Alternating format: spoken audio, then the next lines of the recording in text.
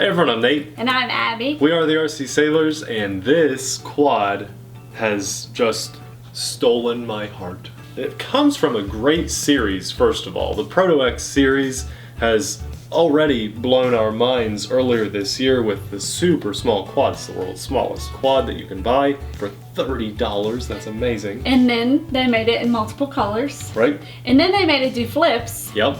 And now it's doing FPV.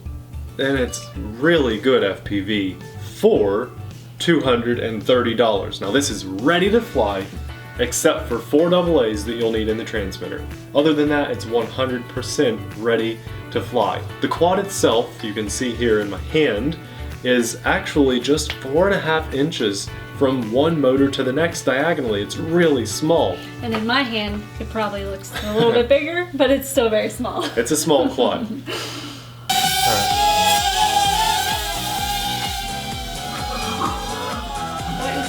Fly over here. Okay, I can do that. It's got lights all over it. Let me, remember, we gotta turn our transmitter on first, always, to be safe. Wanna just wait a second for that to initialize. Now we can bind it to the plane, and when we turn it on, you guys can see all those awesome LEDs glowing. And they're very bright. 2 red on the back. Show them. This camera 4 can't see. blue on the front. And actually there's 1 blue right there in the back of the quad too. It looks good.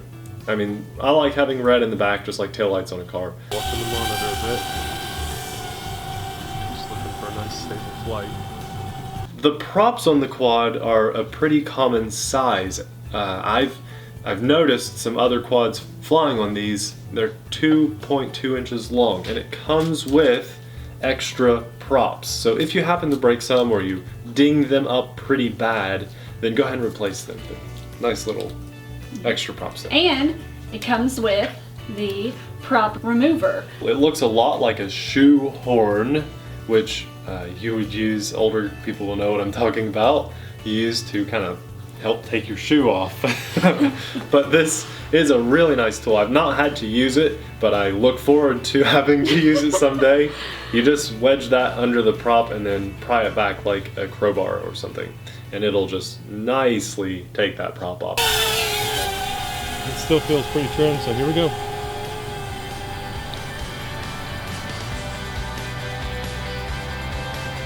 Back to the quad itself though, the battery here is underneath the quad, and you can see, I'll hopefully get some closer shots for you, there's a small antenna sticking out underneath that. Oh, neat. That antenna is your 5.8 gigahertz video signal antenna, so just keep that in mind. The battery though fits right in between that antenna and the main body of your quad. And kind of unique thing about this quad and all Proto X quads is the fact that you can charge it without having to disconnect the battery and take the battery out. Most quads that I've had, I have to take the battery out of the quad, plug it into my charger, and plug that into the wall or the computer, USB. But this, they actually encourage you not to take the battery out, and it is so much easier to just plug in your USB charger that comes included with the package deal, and then there is a small plastic tail sticking off the quad there on the back that you plug the charger into. It takes about 2 to 2.5 hours to charge, and you get about 11 minutes of flight time while transmitting video and recording. Fly into yourself. Oh. That's what I'm going to try to do. Now, you're right there. I should mention though that the very first time you fly this, you absolutely have to pretend like you don't have FPV. And I did this on my first flight, and I'll show you in the video, linked in the description box below. You need to fly it without FPV so that you can trim it up and get a feel for the quad. The whole first charge, do that, because when you do go to fly FPV, especially if you've never flown before with FPV, you'll understand how the quad likes to fly, and you'll have a basic understanding of it much better. So very, very important to do that. Okay, I'm flying back. Everything's trimmed up pretty well. The Proto X FPV is pretty durable. I would not say it's the most durable quad on the market. I'd probably give that to the Dromeda Omnis right now. Yeah. But it's durable enough for an FPV quad. This is not something that you want to go out, I call it bashing with. You want to have those smooth, stable flights and experience FPV the way it's meant to be flown. So not a super durable quad, but durable enough to learn how to fly FPV.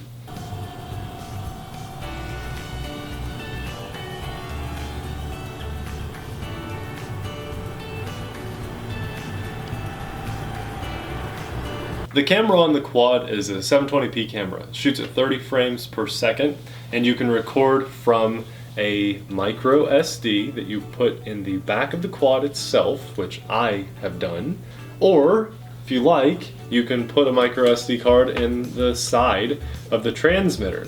So that's kind of neat that you've got the options to do that. I prefer putting the micro SD in the quad. It does not add really any weight to it, so I just put it in the quad. And I hardly even see it. I know, well, you can come to the screen now. And I still have a good signal. Out here by these trees. I don't even. So moving on from the quad to the transmitter, you press this button here on the transmitter to turn the recording on and off if the micro SD card is in the transmitter. It transmits the video at 5.8 gigahertz. It's flying on 2.4 gigahertz, which is like everything else. And it does record while you're flying. You can get a live feed on the monitor, which is 4.5 inches while you're flying. You can get the live feed and record at the same time. Oh, so this is my first flight FPV and it's inside. Okay. I'll do a spin. Oh. How would you compare the live stream video on your screen to a Fat Shark FPV system, which we have? Well, I know how I would compare. honestly, it. I prefer this. I like that better. Yeah. And I don't know what system we have with our Fat Shark, but that 5.8 gigahertz. okay, that one cuts out less. I think in my so. opinion. Yeah. Okay, so it does cut out a little bit. You get some flicker while you're flying. Yeah, not really cutting out isn't a good word. It's just like static. Sometimes, not all the time. A lot of times we get a really good strong signal, but it does just get some static sometimes. I think if you're flying around metal or maybe a heavily wooded area, like a bunch of trees, it's a bit staticky, but it's not bad. I can still see to fly. Unless you're really far away and it cuts out. We'll talk about that. Right. Yeah, we're doing fine. It's looking pretty good, really. It's getting some static. Can you kind of lean the transmitter over? Maybe you can look at so they can get a better idea. The transmitter, though, has nice grips on the side. I don't know if you can see that very well, but it's a bit rubbery. And it's kind of nice. Helps you hold on to it a lot better. I'm the type of person that flies with my thumbs, not one of you crazies out there that flies like this. He's joking. Or like this, or with your toes, or however you do it. I like to fly like this. So with that, the grips on the side are pretty nice. You've got your full trim functionality on here for getting the quad to fly nice and stable and smooth. It works very well. And if you prefer Fat Sharks, and you have a set, you can plug them into the side of this and get a feed through the transmitter to your Fat Shark goggles. Though I really do honestly prefer flying with the monitor on the transmitter. It's so cool. If you're outside and it's super bright and you can't see your screen, which has not been an issue for me yet, it is a nice bright screen. They do give you a nice shadow box or sun box, a hood. A lot of people call it a hood. It comes unassembled and it's very simple to snap together. I haven't put mine together because I honestly haven't needed it yet. It's a bright enough screen that I can see to fly outside and very well when it's cloudy and shady out. When it's bright out, I just kind of turn my back to the sun, cast my own shadow on the transmitter and I can see just fine. And our video footage, for the most part, does not do the screen justice. Wouldn't you agree? Yeah, when she's holding a camera over my shoulder and pointing on to the monitor, it doesn't do it much justice. The monitor actually looks really good while you're flying, but even better is the footage of the quad that is being recorded. It really does look very good. And that's for probably something the so best small. one we have. The best onboard camera for a quad that we have. Besides our GoPro. Besides our GoPro, I'm Yeah. talking about built-in. Yeah, absolutely. Yeah. By far. It looks great. Yeah, I agree with that 100%. Fun. 10-yard line. Right into the sun. Gonna zip right by us. I don't Okay. even see it. And when you're all done, you can grab your USB, pop the memory card in the back, plug it into your computer, and view all of the footage that you recorded. The transmitter itself, when it's on and we have everything bound, let's turn that on and get our feed. It's very cool because you have a timer in the top left corner that tells you how long it has been going. It also tells you the voltage of your quad. Right now mine's at 4 volts exactly, and it gives you a signal to tell you how much strength is left in your batteries in your transmitter. The transmitter will eat your AA's for a very, very good reason. I mean, it's displaying. It's a TV screen. It's a TV screen, that's right.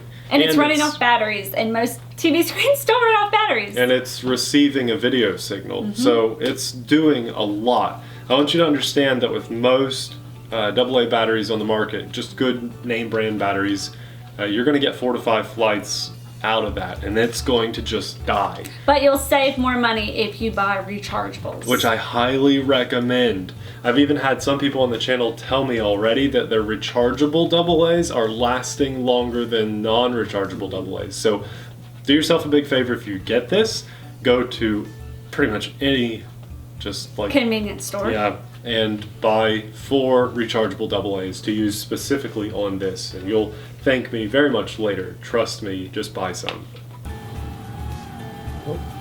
Beep. Yeah, my transmitter's died. Just turn the screen off. Look. Oh, wow. Yeah. Is it just the screen, or do you still have control? Screen. I still have control. Safety feature there. The distance, which is, I know everybody wants to know, how far away can this fly from your transmitter before you lose the signal? Now, before I even looked online to see how far the manufacturer said it could go, we went out and tested it. We actually did this just very recently. We did a distance test and a height test, and we got the quad to fly about 80 yards away before I started to flicker out my signal, and at the 90-yard line on a football field, it went down.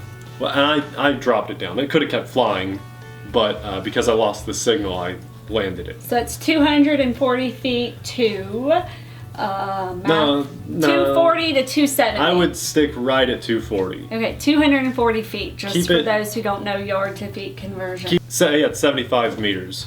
So that's your flight range out, and that's all the way around you. So 75 meters one way, that means you can fly 150 meters of a diameter. So 75 meter radius. And That's good. We flew this up as high as I could and as comfortably as I felt.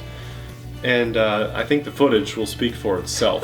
It went almost out of sight. I mean, this little guy was just a small black dot in the sky, and I still had a very strong signal. Crazy clear, perfect blue sky, and it was a little bit windy.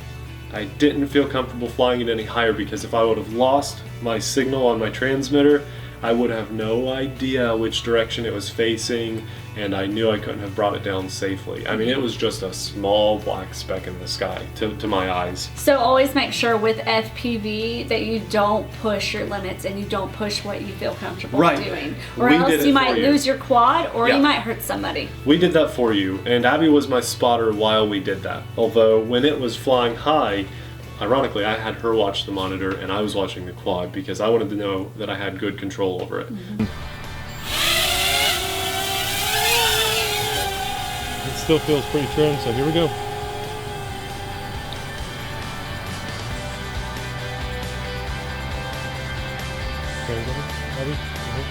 I can still see it. For those of you that are out there thinking, I just don't know if I want this because, you know, $230, it's not super cheap. That's a lot of money. It's a lot of money. Now, I will tell you this. Compared to FPV that the pros are using, that's so cheap. I mean, that is cheap. That's cheaper than my GoPro. That's cheaper than my quadcopter that I use for FPV. That's cheaper than my Fat Shark by itself. This setup is 100% ready to fly for everything to let you experience FPV so you will know if you want to or not. Now, this is not going to fly across the state FPV. It's not going to set any records. You're not going to outperform the other guys, but it's not disappointing either. It's so awesome for that price point. And a lot of times on Tower Hobbies, you can get that cheaper with their promo codes and free shipping. I recommend this quad to a person that's never flown before because the quad flies so stably. Stably? New word. It's very stable. So we definitely recommend this quadcopter pretty much to anybody looking into the FPV portion of RC. I really could sit and talk about this all day. I want to go fly it all the time. It's so simple just to plug right into my computer while I'm working on something. I can't say enough good things about this. I still plan to do stuff with this. I still plan to fly it weekly. I still plan to maybe make some more videos in the future. I just absolutely love this quad. I'd like to invite you to my channel, if you're not already subscribed, to follow more about this quad. Check out the other videos that I already have on this quadcopter. I truly do really enjoy this RC. It's why I like this hobby so much. Things like this, just changing everything overnight. It's just so exciting. Thank you very much for watching, guys. We'll definitely see you in the next video. Stop by the channel. We give away RC stuff every month. Watch the challenge series. He doesn't want to end this video. I don't want to end this video. Just make him shut up. Guys, thanks for watching.